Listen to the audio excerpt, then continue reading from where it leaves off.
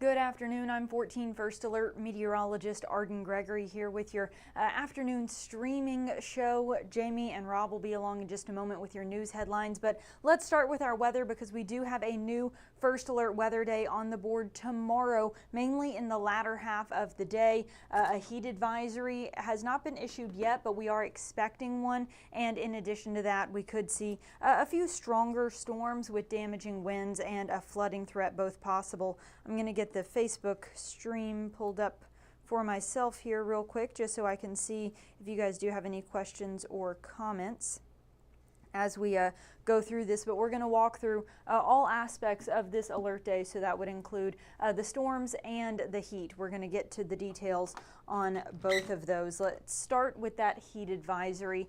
We are not under one right now, but we are expecting one. So that heat advisory right now is for areas to our south for today, but we are expecting that to then be expanded tomorrow. So folks down to our south are under a heat advisory today and tomorrow, but when it's issued for tomorrow as well, we think that that'll probably get expanded our way. That just hasn't happened yet, but it is possible that we could see dangerously high heat and humidity tomorrow. As for our storm chances, we've got a few very spotty showers out around McLean and Ohio counties right now, a little bit in northern Hopkins as well. Few more isolated showers and storms still west of I-57 in Illinois, but really it's mainly sunny across the tri-state right now. As we move forward through the rest of this afternoon and evening, we'll continue to see this very isolated chance of a stray shower or thunderstorm, but many of us will stay dry. So today, not any kind of major rain threat there. Later tonight, it does look like we'll see sort of a line of storms come down from the north-northwest. This would be late tonight, mainly after 10 p.m., and then push from the north to the southeast. Now, as that clips mainly southwest Indiana, it is going to be weakening, so not sure how well those storms are going to hold together across the tri-state, but some of us may get some rain through the middle of the night tonight. Then that'll largely taper off by Thursday morning. In fact, first thing Thursday, we may even get a little bit of sunshine.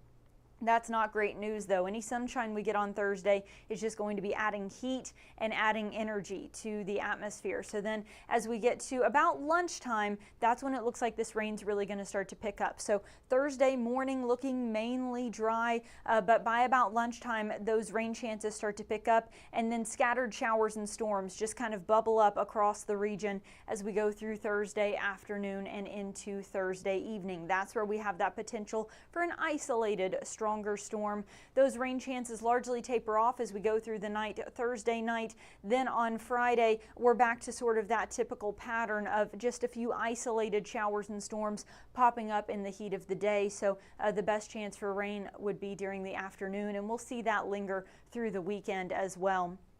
As for our severe weather threat, we are sitting at a level 1 risk on the northeastern half of the tri-state tonight. Again, that's for that potential for those storms coming from the north to the southeast later tonight through the middle of the night. But many of us will miss that rain entirely, and those storms will be weakening as they approach the tri-state. So overall, our severe weather threat is low. Thursday, we're all sitting at that level 1 risk for an isolated strong to severe storm. So as these storms pop up across the tri-state Thursday, mainly from about lunchtime through the afternoon and evening, there is that possibility that one or two of them could become strong or even severe. We are not outlooked for hail or tornadoes at this time, so the threat would be these storms may be capable of producing some isolated damaging wind gusts along with some very heavy rain that could cause flooding. And then we dip back down to that general risk for just some heavy rain and a few rumbles of thunder then as we go through Friday and into the weekend.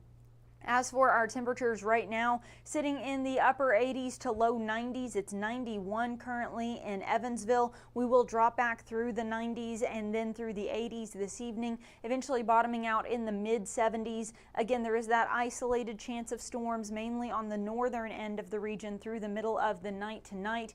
Then tomorrow, we've got a lot going on. It's going to be hot and humid with highs in the low 90s. Heat index values could reach as high as 107 tomorrow. But the sort of questionable part of that heat is the rain will help cool us down. So when it's not raining, it's going to be very hot. Then that rain may help cool us down just a bit. But with all that energy in the atmosphere, there is that isolated chance that some of those thunderstorms that would bring relief from the heat could then present a new concern, damaging winds and very heavy rain that could cause flooding. So we'll have a lot going on tomorrow, especially during the afternoon.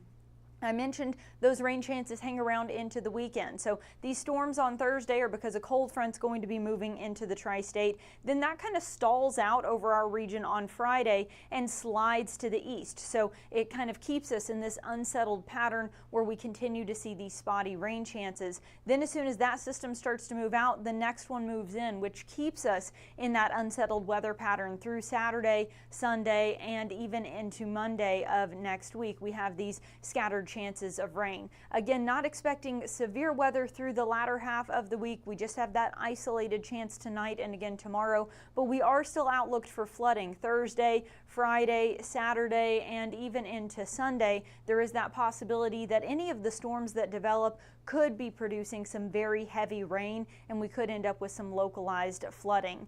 Heat is sort of the secondary part of this. We're sitting at a moderate heat risk today, seeing more of us push into that major heat risk tomorrow, backing back off a bit Friday, and then we remain in that moderate heat risk through Saturday.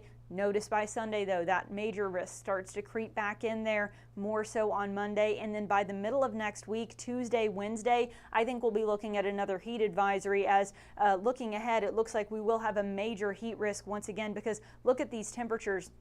Oh, I forgot to move that. That's still left over from this morning. The alert is for Thursday, not Friday. So ignore that. It's Thursday, not Friday. But look at these temperatures. That's what I really wanted to draw your attention to. By middle of next week, we're looking at temperatures in the mid 90s. And I think those heat index values will be well into the triple digits, maybe as high as 110 if the current models hold. So that's something we'll be keeping a very close eye on.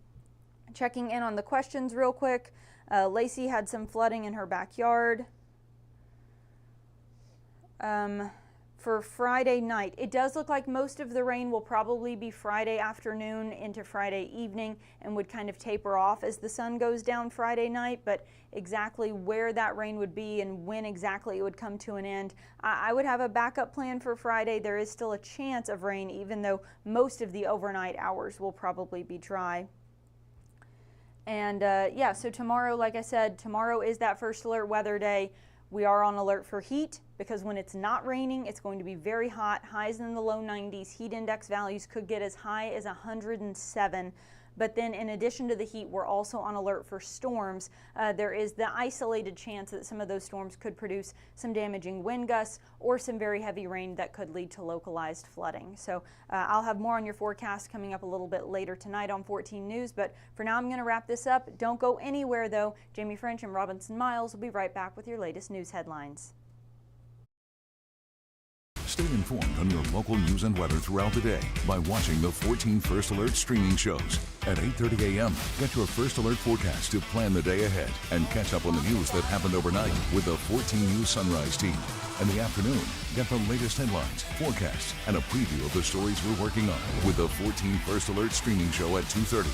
And get an in-depth look at the 14 First Alert forecast so you're ready for the next big thing with the 14 First Alert weather show at 9 p.m.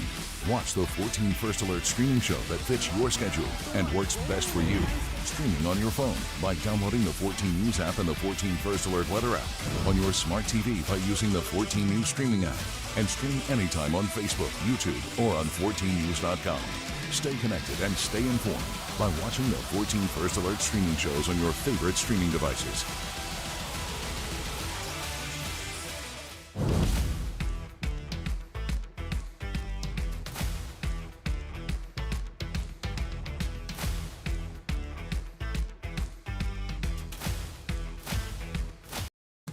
Live from 14 News, this is a 14 Digital News Desk update. Good afternoon, everyone. Thanks for joining us for our 2:30 streaming show. I'm Jamie French. And I'm Robinson Miles. And as a little bit of a treat for getting about halfway through the week, we brought you some fun stories, a lot of cool things happening around the tri-state right now. We're actually going to start in DuBois County. The Cops Cycling for Survivors Tour is making their way to the tri-state.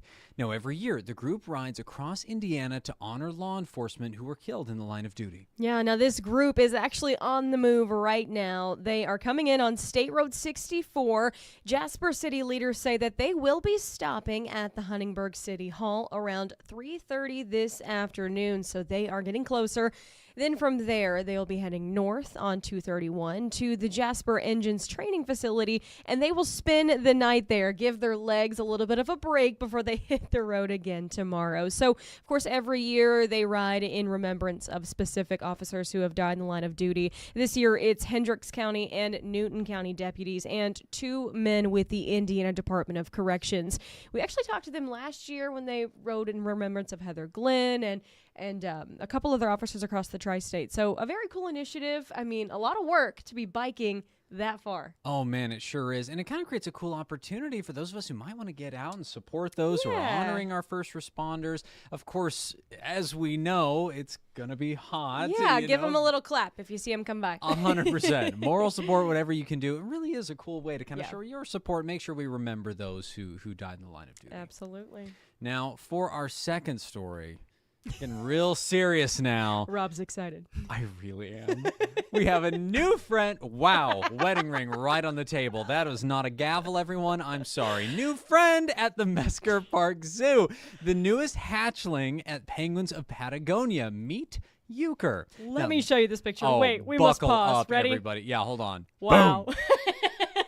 He's so cute. I love that so much. Now, Euchre hatched on June 16th to the same parents who brought us Louis Pickle in 2023. Now, of course, we don't quite know the sex just yet, but the chick is growing strong and hitting all of the milestones. Yeah, okay, so some of those milestones here: learning to take fish from the keepers, growing those waterproof feathers, and taking their first swimming lessons in the indoor habitat. So again, zoo leaders say stay tuned to find out if it's a boy or a girl. Right now on Mesker Park Zoo's Facebook page, you can drop a comment and choose whichever one you think it is, boy or girl. I don't know if there'll be some sort of prize, but I guess bragging rights if you are correct. But drum roll, we got to stay tuned for that. Of course, I'm thinking girl. Yeah, I'm not sure it really says a lot about how you view male and female stereotypes if you look at that picture That's and true. you're like, I'm just yeah. always team girl, so. oh, I totally get that. 100%. See, what I want to know, not to get judgmental about like the penguin naming customs, Right. but they went from Louis Pickle to Euchre. So- These are some eccentric parents. It is. And they just decided Euchre, I suppose. I'm sure there's something internal there at Mesker Park Zoo where they were able to choose Euchre. But I remember when they named Louis Pickle, they asked the tri-state what they thought. And I kept telling them, please name that penguin Baby Byron Douglas. And they never did. So Oh, that's it. Yeah. I mean, they've got a similar energy, too. Louis I mean, that Pickle, was- Byron Douglas. Yeah, I mean, I get it. That's fair. But I anyway, mean, Euchre is of cute. a kind. Oh, 100%. I like that I like name. to picture that these are just like hippie penguin parents that are just like whatever's speaking to them in the Whatever moment. we wanna name Pickles, 'em. old-timey card games. Who Yeah, cares? cute. Just living a little bit. Well, there you go. Hopefully that was a little boost for you as we get halfway through this week. Thank you for carving out a little bit of time to talk to us. Of course, we have a lot more happening in the tri-state, so be sure to visit us again for 14 News at 4, 5, and 6, and then again this evening at 10. All right, well, that'll wrap things up. Thanks for joining us this afternoon. Have a great day.